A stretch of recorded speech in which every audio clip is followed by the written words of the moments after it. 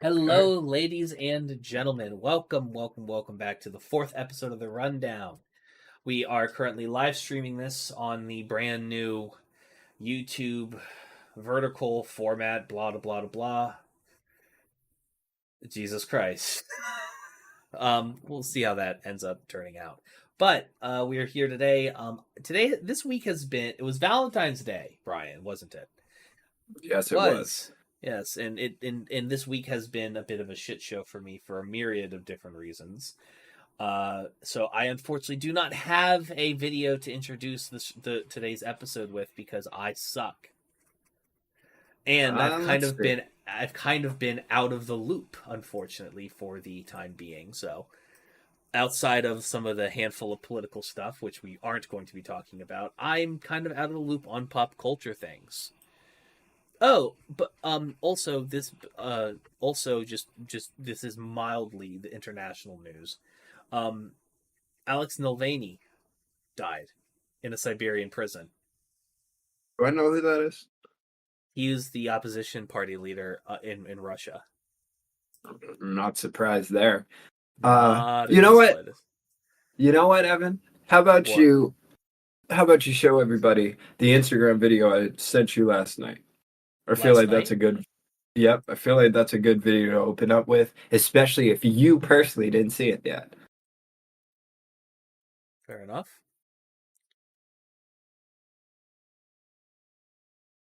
Just gonna Uh say, this is what VR is supposed to be. It's the one by Positive Pressure,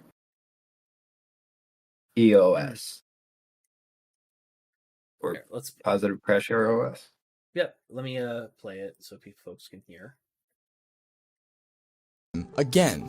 What the heck do I mean by that? 1 year ago, I made a video on this super awesome project called MUVR, which is like a game within a game. You see, the idea of MUVR is to simulate the nostalgia of the 90s / that old school gaming era, while serving as a really cool hub for emulation across tons of different consoles, all while being in virtual reality. But I never really showed off the extent to which you could customize everything. So I spent more hours than I'd like to admit taking the default room from this to this. I customized literally every single thing I possibly could have. I'm talking old school posters from movies and games I grew up with and actually still have, custom figures, disc labels, Yeah, Nintendo I like Power this magazines, format. video I'm game just console gonna keep boxes. sending My you freaking bed random sheets are literally Instagram videos Nickelodeon I shows I see. used to watch So when I was God like forbid 8, you don't and have there's a a video. lot more. I Also, do. you're able to throw games into the consoles to play them. It's pretty sweet. MUVR is free, and this isn't an ad for it either. I just really love the project. And if you don't have a VR headset, you can still force the game to start up in desktop mode on your computer and play it that way. If you play it, let me know, and be sure to follow for more. Let's go back in time, again. Interesting. Here's the thing, like the concept of a metaverse is so goofy to me at this point, not because I don't think it's not something that will be tenable at some point in the future, but it already has existed in multiple iterations. They just Mm. want to have it, they just want to have like they want to turn the metaverse into like a monopoly like YouTube Well, instead I of like all of the that. different little metaverses that they currently exist. Mm. See, the reason I like something like this and not like what Meta is trying to do is because, like, for this, a lot of the times when you pop in an old console and you pop in an old game, the Right. nostalgia will not let you enjoy what it actually is because you'll remember the graphics, how they look to you at that point. But I think for Right. something like VR, where graphics, as long as you're not getting motion sick, that's kind of all that really fucking matters. And like, as long Yeah. as you feel immersed, that's all that really matters. For something like this, I feel like that's just a perfect use of your time. I feel like that's what VR should be setting up. Not everybody escape to VR because this world is fucked. You know? Right. It's not like Sword Art Online or Overlord. Exactly, Like exactly. for people who think, when I say Overlord, people think, oh, funny little power scaling anime. This is, it's actually a sci-fi horror thing when you think about like how like the like how people work. Like the only education most people get is elementary school, and then they immediately have to start working after that. I And then the don't think I only know about Overlord. oh my god, the actual like world building behind um the actual world building behind um the Overlord anime is actually pretty insane, all things considered. By the way, did you play the video from Instagram? I did. Okay, because I didn't see it in Discord. Oh, I'm so sorry. Let me make sure I have it. I'm also simultaneously sharing with you because I'm the fucking Jamie here. I gotta manage everything because I'm just here. If I was the Jamie, everybody would be like, "This has to no longer be a video." Yes, unfortunately. You can see the screen now, right? This one. Here? Yes, sir. All right, cool. Yep. Just making sure. But yeah. So tell me, I've been out of the loop. You know what has been going on this week in general soul culture? Drake's penis was leaked. Yeah, that was this week. I remember that. Don't forget he was also doing the elephant trunk, helicopter. That was for all of his fans. Let's see. The Super Bowl was this week or last week? Last Sunday. Yeah, it was last Sunday. Still this week. Travis Kelce has won. That means the Democrats win in November. No, I'm kidding, obviously. But did you see Joe Biden? No, wait. Did you see Joe Biden tweeting out that his fucking plan is coming through? I was like, yes, Joe. This is what we need from you. Like the dark Brandon memes and stuff my thing is that. Go ahead. Sorry. Did you see the fucking TikTok he put out? Oh, about Mama Kelsey being able to make fucking cookies and shit. Yeah, nigga, I saw that. Did you see Jon Stewart coming back to the Daily Show? That was this week. That's the big one. Yeah, nah, Jon Stewart coming back is fucking huge, man. I love that. I'm all for it. Like, because here's the thing, Jon Stewart is it was like chicken soup for the soul, right? Like, it's just watching that, just like it was reminiscent of George Carlin. I feel like that's why a lot of people love him the way that they do. He has like that quality of Carlin to talk about real shit, but being comedic about it. Correct. Funny thing about George Carlin, did you know that he put out a special that the video no longer exists of it, and you can, I think you can buy the audio from it from Louis C.K.'s site, of him on September the 10th, 2001, making a joke saying, "I hope something terrible happens where a lot of people die." In like the typical George Carlin funny way. But then 9/11 happened. He's like, nobody can ever fucking see this. What's it called? What else was this week? Oh, the special report came out regarding Biden. Now, I know you don't necessarily... You might not agree with the sentiment of it. Oh, but... make no mistake. Nobody, make no mistake. People this fucking old shouldn't be in office. But we are 8 months out from an election season. It's too late. There's nobody in the Democratic field that would be worth it, that would actually be able to win a primary and a general, other than Biden, unfortunately, at this moment. And it's wild. The only other person that could do it. Shit. The only other person that could do it for the Democrats is literally someone who isn't even in politics, Michelle Obama. Literally the only possible person who could bring the Democratic Party together for a primary, get the nominee, go through it in fucking November. I want to bet she could beat Trump. No question. Make no mistake. She could. She not gonna fucking do it. Bitch isn't even in politics. She's not only that. She told Barack Obama has been open in interviews saying that if it was possible for me to go for a third term, Michelle would leave me. Yeah, said outright she was fed the fuck up. I mean, she had to be fed the fuck up after her trying to make school food fucking healthy. Could you imagine that shit? I want to see an Impractical Jokers thing where like she's just like, going on the street and like just sucker punching Ann Coulter for calling her a fucking man or some shit. No, literally. Because now, literally, like 35% of the country is convinced she is a man. Don't get me wrong. The controversial, fucked up little kid boy brain in my head is like, haha, funny jokes Haha, sometimes. funny. But Yeah. when people are genuinely like, that's Big Mike, I'm like, yo, what's wrong with you? Right. And also So it's like the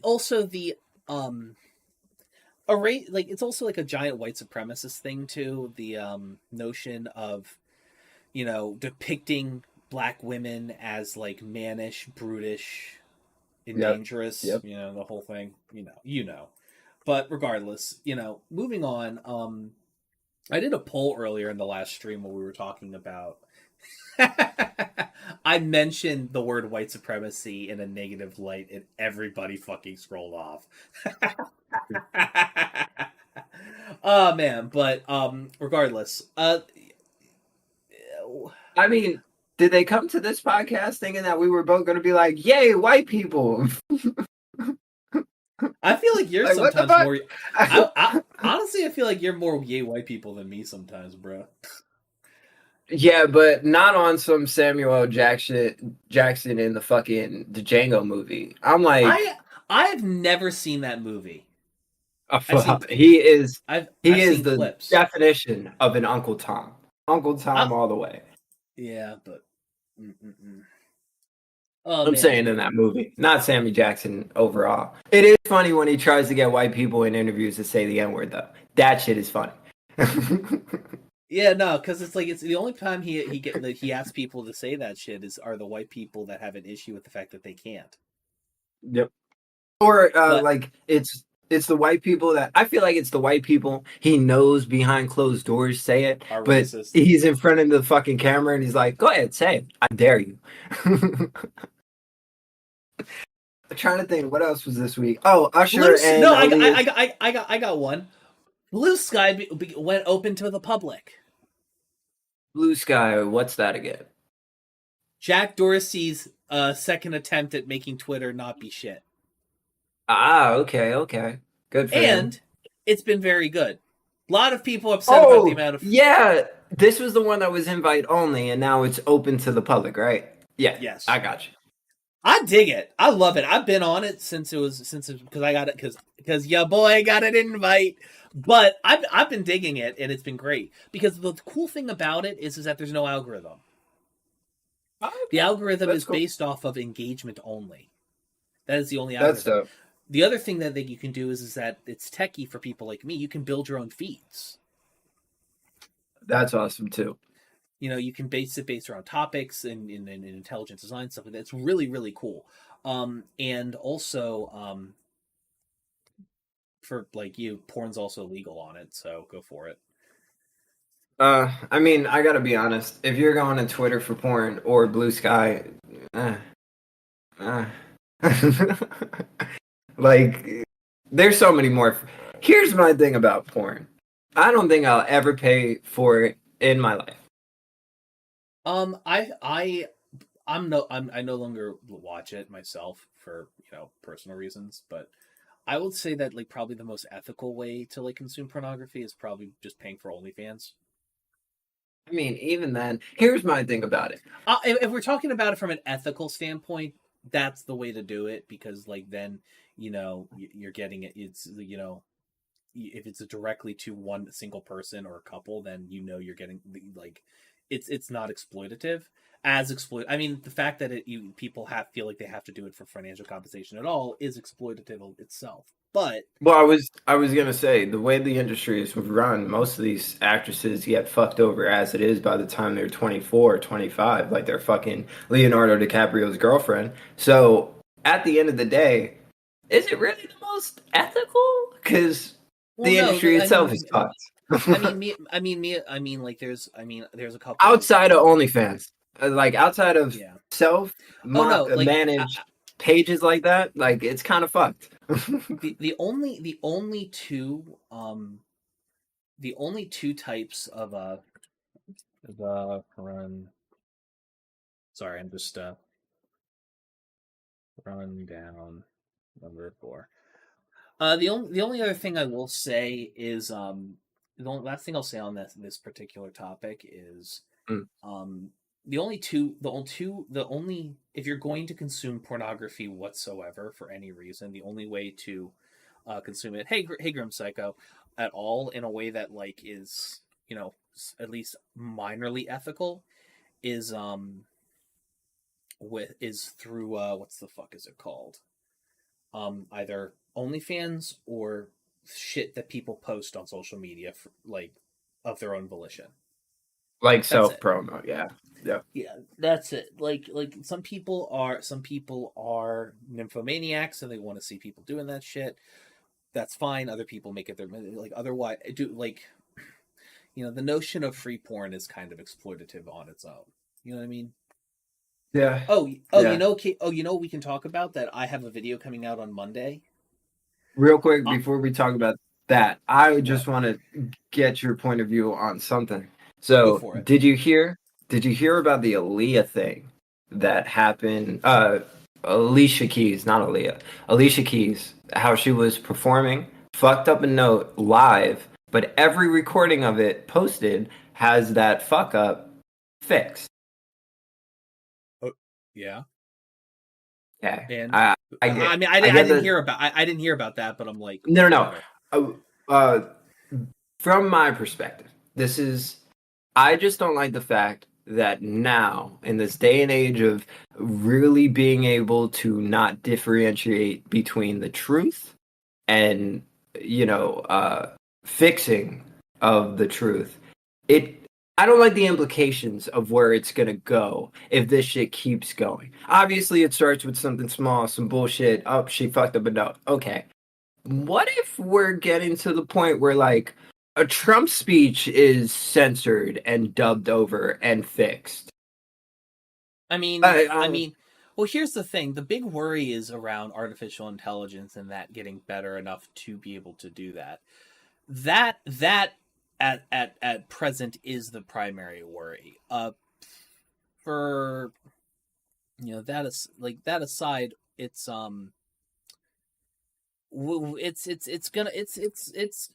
let's just say it's gonna be goofy. It's going to be some goofy goober shit. But like the idea of, like, them doing that, like editing a live thing and a speech and doing that is very much going to be the case. Thank you, Grim, for that. I appreciate you. Yeah, the thing is that you have to walk through your experiences on the internet through the lens of heavy skepticism, right? Oh, without a doubt. Like we're kind of at the point now where, like, with AI on the rise, the editing and digital landscape being what it is, we're kind of long since past the point where, you know, that aspect of things is, you know, where you can just, like, look at something at face value and trust it implicitly. That world doesn't exist anymore, and it probably never existed. And this is exactly why I said the shit last week that I said about, like, just the opportunity of being able to pay for your own independence online.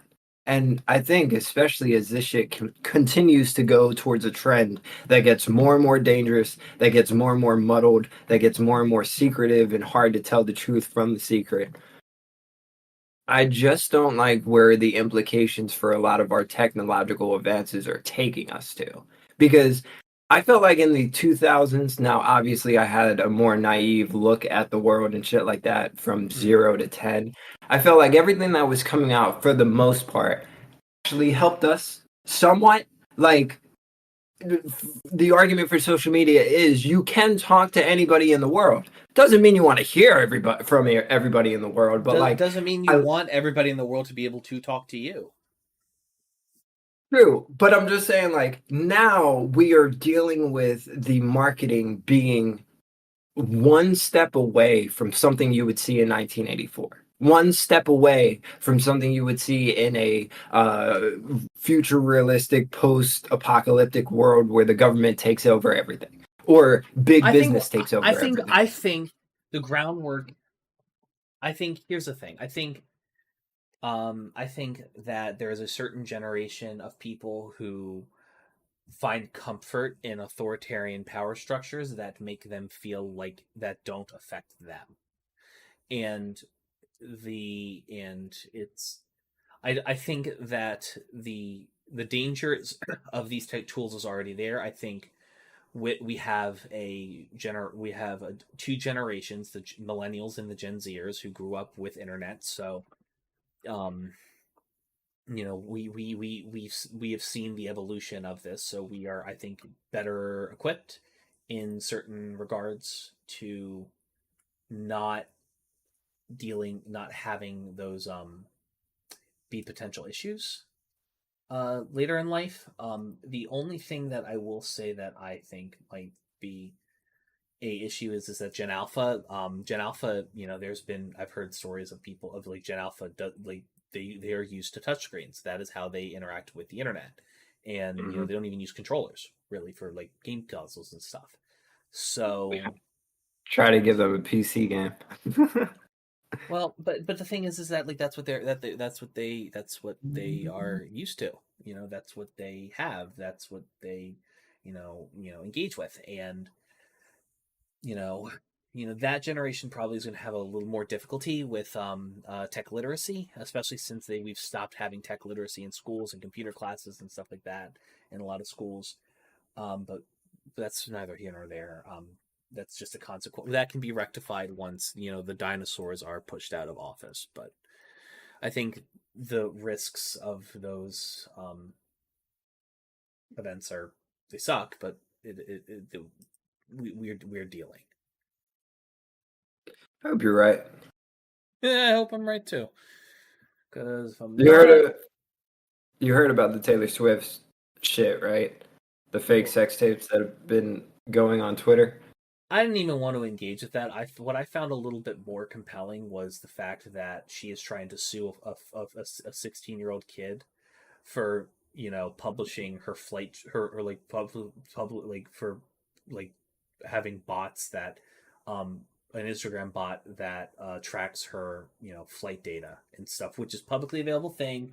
No, it's not stalking or harassment. It's holding billionaires accountable for the fact that she routinely takes 20-minute flights to go that she could have taken in like an hour long drive.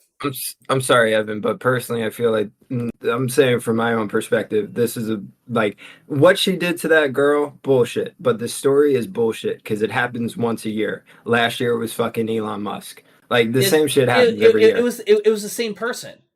The person Elon, like, it was the same. It was the same kid, same person. And the thing is that like this person shouldn't be nailed for doing it.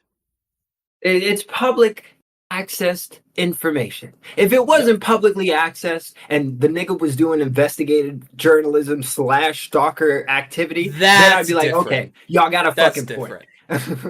That's different. Two different things, though. Yeah, no, 100%. I don't know. It's a thing. Yeah, this world, man, sadness. It's sadness. But to bring it back to the Super Bowl, it's actually kind of wild to me that like how many conservatives were losing their fucking shit at.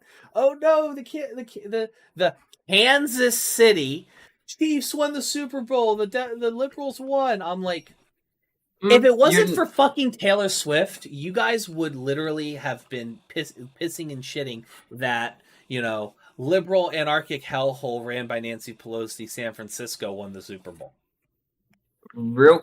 Jon Stewart fucking said that pretty much the same joke on his show. I just want to say, you're right, slightly wrong. The only reason that conservatives are going so hard against Taylor is because Trump literally said, I'm putting the target out on her.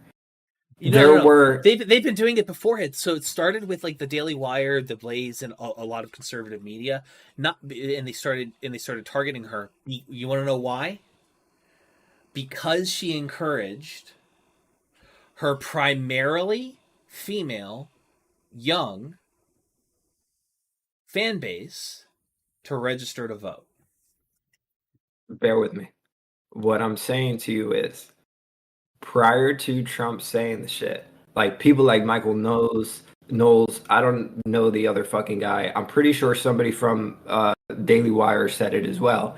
We can't make an enemy of these people because there are too many fans of just regular music. A lot of her fans are regular Americans. And then Trump came out and was like, yo, fuck that. We're going after her. She's trying to get Biden in office. And then that's when the Republicans really started going after them. Because the whole thing was there was like a slight debate in the conservative mind fucking field that you can't alienate that many people. And then Trump was like, fuck that. I'm a celebrity myself. He feels like he's on the same level as Taylor. So once you get an egotistical motherfucker to be like, fuck audiences, nigga, I got audiences, it doesn't do anything anymore, you know?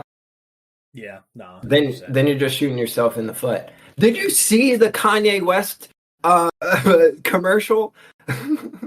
I did. I did not. This but man I was did. sitting in his car. I did. And this is coming out for anybody watching. This is coming out Monday at 10 in the morning Eastern Standard Time. I reviewed his fucking album. Oh, you're the one that got taken off. I listened to this dog shit, so you didn't have to. How did you like it? It was bad, wasn't it? I'm Miss Westy. You heard the one with his kid, right?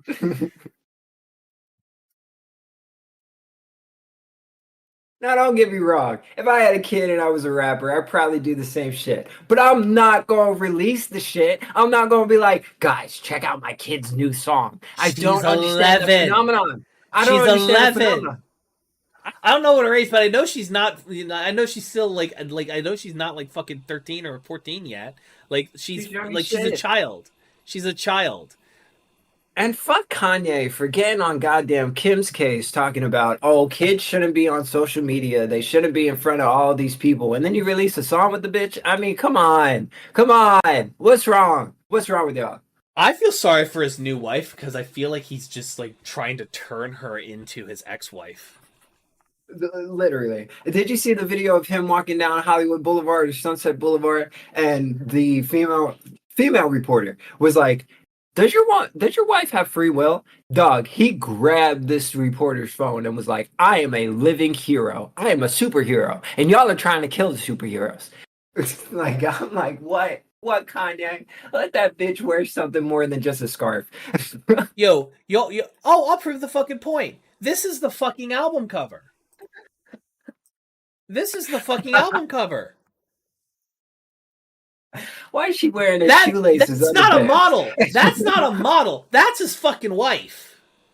And unlike Kim Kardashian's like shoot where she like put a fucking wine glass on her ass and blew fucking champagne over it and all that extra shit, like I bet you he told her to do this shit and she couldn't say no. There's the difference. If you are willing to do the shit and you come up with it yourself, go off. If you have somebody telling you to do the shit, from everybody else's perspective, you're just getting bossed around. Kanye West put out a tweet that said, this week, in 2024, my wife is going with no pants. And every time I've seen her in public, she is literally ass out. She was like, this man had her in the fucking rain with a clear poncho and no drawers on. I mean, the dude is also spreading the most amount of anti-Semitism, more than anything could ever fucking do, to like a demographic of people that already didn't exactly love the Jews. So, I mean, I'm right there. Can somebody show this man 22 Jump Street already? Well, supposedly, like, I'm not sure if I told you about this, but Bill Maher sat down with Kanye West for like 2 hours trying to convince him that Jews aren't to be hated. And Bill Maher was like, yo, I can't release this shit. He is a very charismatic anti-Semite. I'm like, yo, what? I do kind of want him to release it, though. But that's my own, like entertainment brain saying I want to see everything. I'm not saying it would be here's great. The thing. You have the ability to hear that bullshit and filter it through. This man is talking bollocks. Put it in the garbage. Not everybody's capable of doing that. But that's such bullshit because exactly like you fucking said 10 minutes ago, we live in the day and age of fucking technology where we could tell what a meme is. We could tell what, for the most part, what's fake and what's fucking not.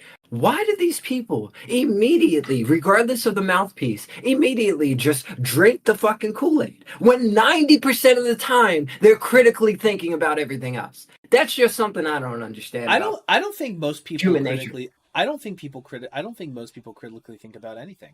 I think most people just literally will go to work, turn on Fox, like absorb, come home, come home from work, turn on Fox, absorb, like go sleep, wake up, go to church the next day, listen to the bullshit their pastor says, never read the fucking the Bible and come to their own conclusions.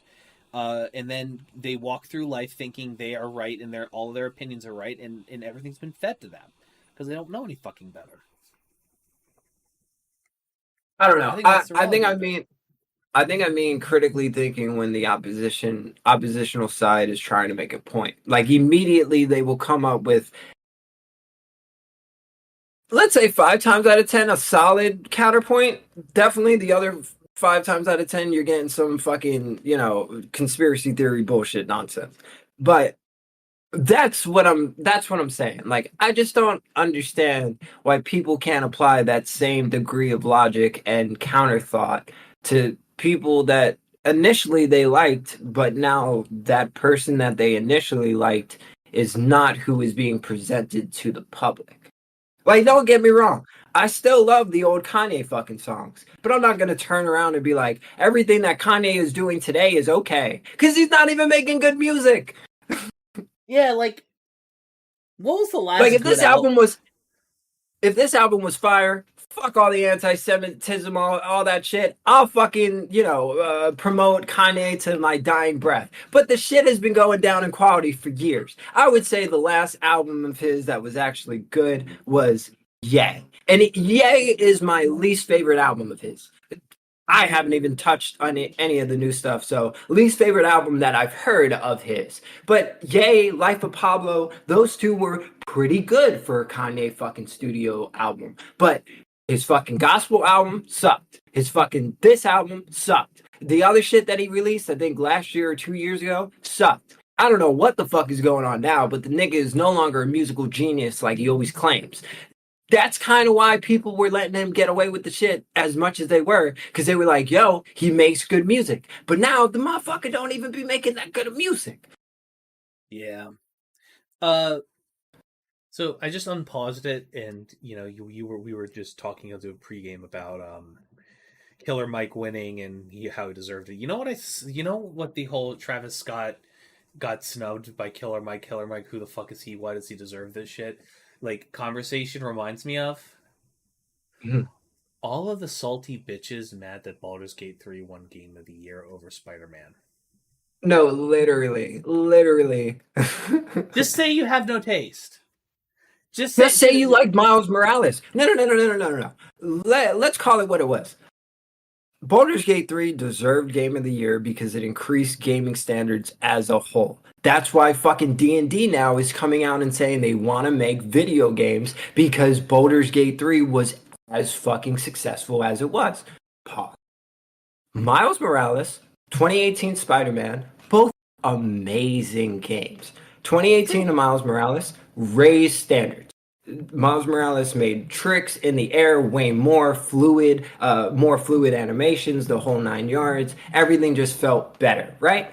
Spider-Man 2 is a carbon copy of those two games. Does it have a great story? Probably. Haven't finished it yet. Does it have great fighting mechanics and feel good in your hands? Definitely. But it is a carbon copy of the Batman Arkham Asylum games. Just instead of you pressing RB to grapple, you press right trigger to fucking swing. Like, come on.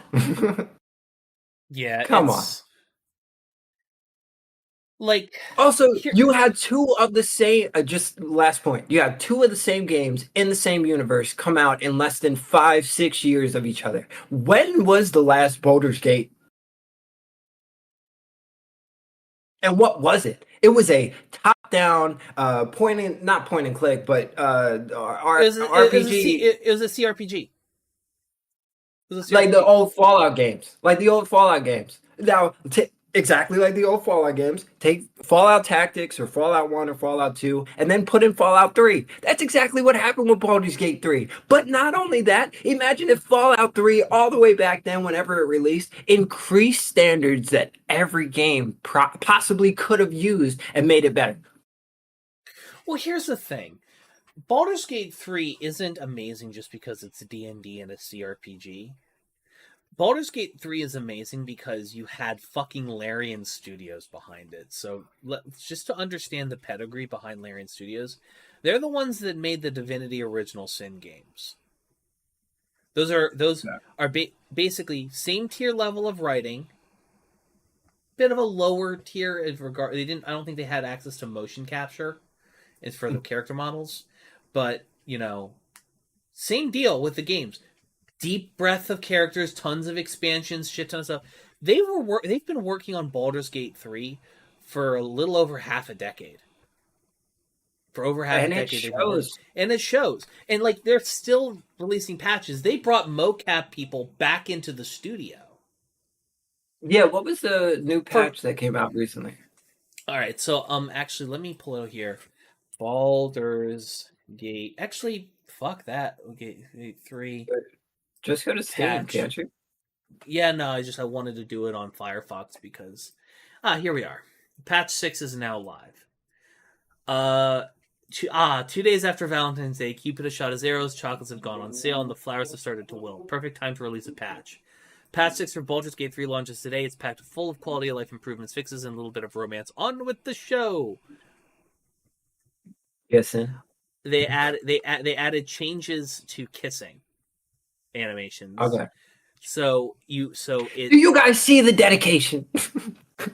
Yeah, because we've made improvements to locking lips with your chosen romantic partner. All characters now have unique kisses that reflect their personality, with an emphasis on the plural. These kisses are randomized and vary from incredibly romantic to a little more intense. Kisses have also been improved for shorter and taller body types, so embrace without delay. Because people do be horny for the origin characters. Okay, off of the romantic stuff. We're not proving our point.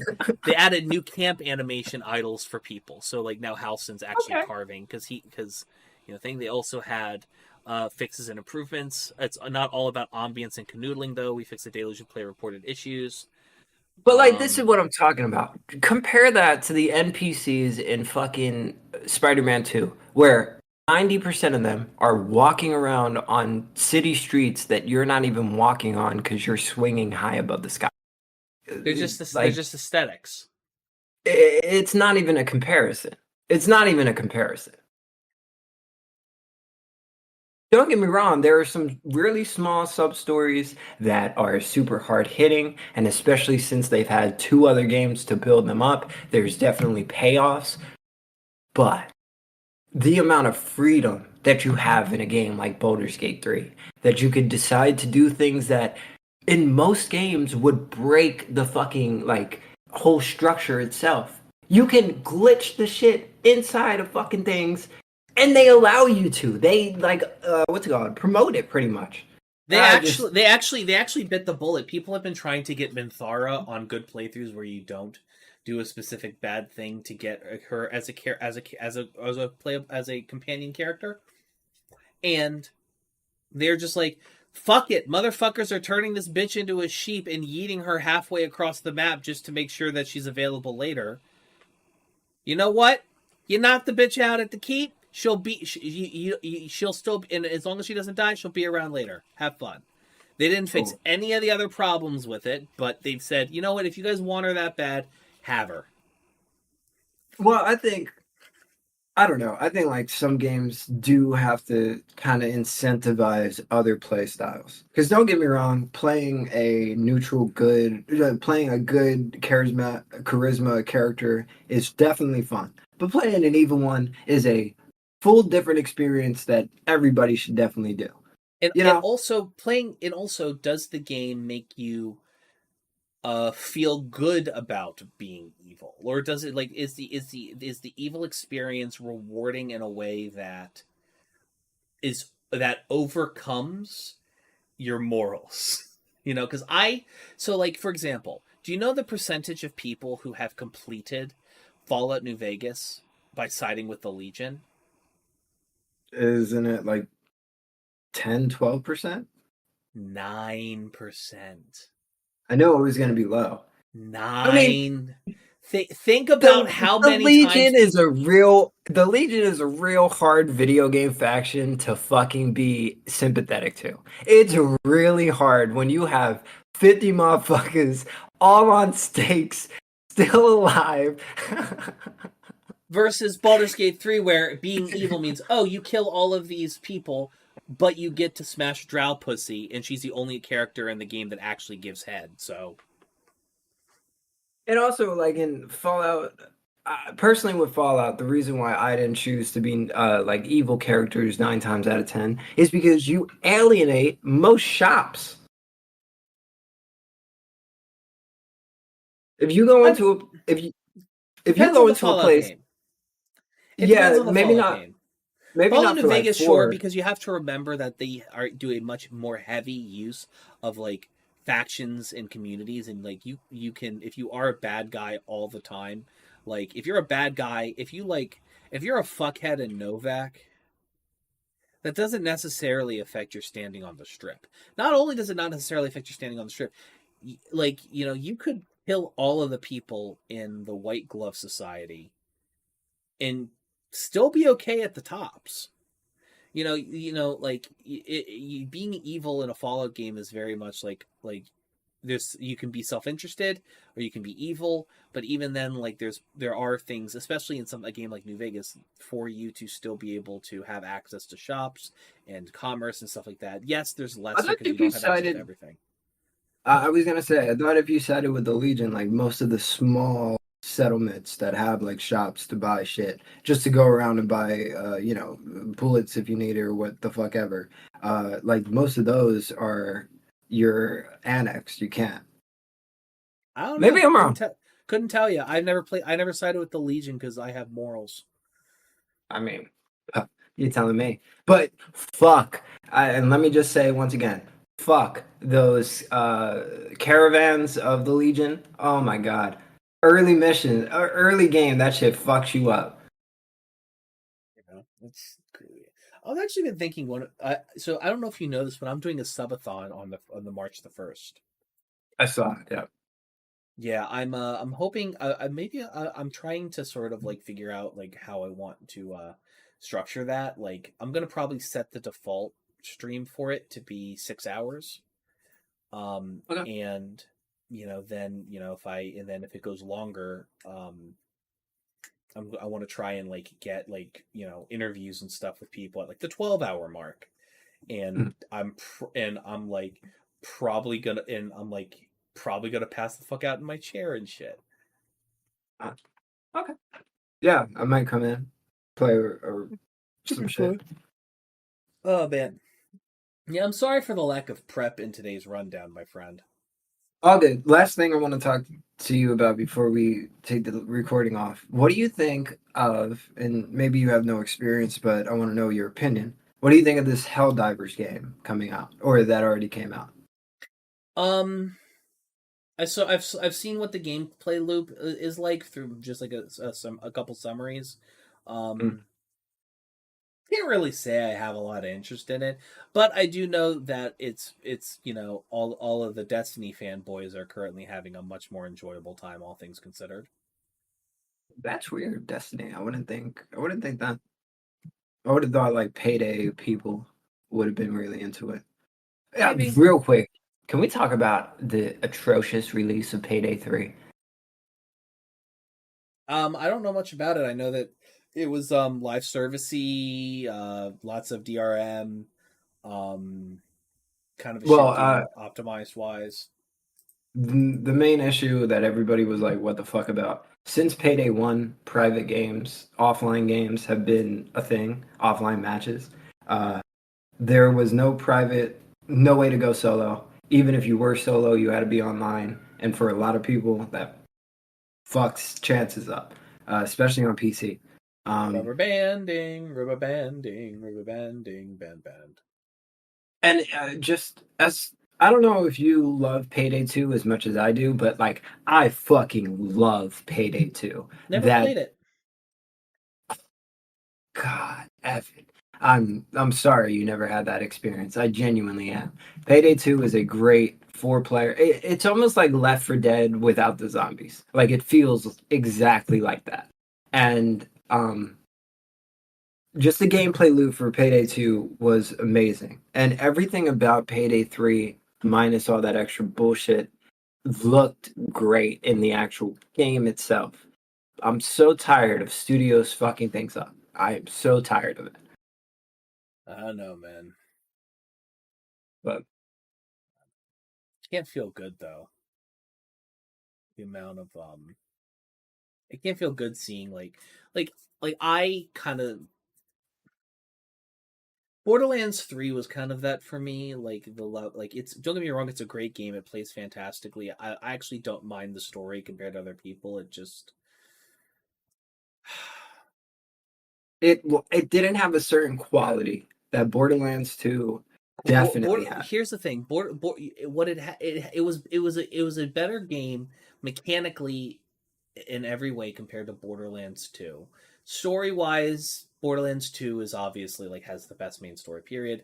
I think the thing that I miss the most, upsetted me with it the most, was sacrificing a lot of the post-launch support to start working on Tiny Tina's Wonderlands, which I tight game, interesting premise. Like I just could Should have stated DLC. Should have stated DLC for 2. I did. I think I don't. I think they should have made it a rated R game. They shouldn't have made it T for teen. They don't know why they did it. It just didn't feel as good to play. I just the grind to level, like I loved the concept of like the spells. I liked the weapons variety. I liked the way the classes worked. I loved the way the character building worked. I thought it was great. It's just there was just I think just I felt like the lack of impact. Like no blood splatter, nothing. It just didn't hit. And that bums me out because, like, on paper, it's exactly what the fuck I should like. And it was upsetting. What can you do? Yeah, man. I would just maybe me and you need to make a video of like why Borderlands 2 was so great. I would love to get my buddy Tom on that if he has time between his new son and his job, but because he got really into Borderlands 2 back in the day, he'd be a good person to have on with that too. Oh look, everybody! I caught a creature. It's a kitty. He's like, let me go. Pee for papas. It's a papa's party. Pee. Romances. Like, please. He's just a baby, baby little Momo, baby little Momo, beep beep beep. Sorry, for everybody listening, I'm currently cuddling my cat and giving him love against his will. And he is kicking at your face to be like, let me go. He's so cute though. Yes, he's a very good boy.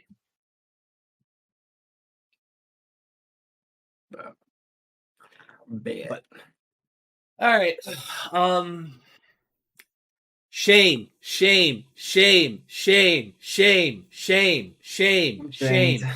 And we're shaming Brian right now because he was supposed to have a freestyle ready to go. Dog, I don't care if it sounds a little crackly. Next time, record that shit on your phone. No, of course. The only reason I was trying to do it on my through Sony Vegas was so you had the audio and the video at the same time. Just dog, record it. Record that shit through fucking. I don't know. Record that shit through your fucking phone. Upload it as a YouTube short and throw it up on YouTube. Do it that way. Okay, we got it. But also, look at this fucking tablet I have. Shit is crazy. It's so big. You fucking nicotine fiends. Yep, that's us. What can But we anywho. say? Ladies and gentlemen, thank you for listening to the rundown. We are here. We are closing out another episode. I had a long week, unfortunately, due to my own negligence. I was not able to prepare for today's episode as much as I should have, and that is on me. And therefore, we are we're going to be cutting this a little early, 10 minutes today. Please make sure to go to to go on Instagram to no.2 that's no period the number 2 _ Brian and follow him on Instagram.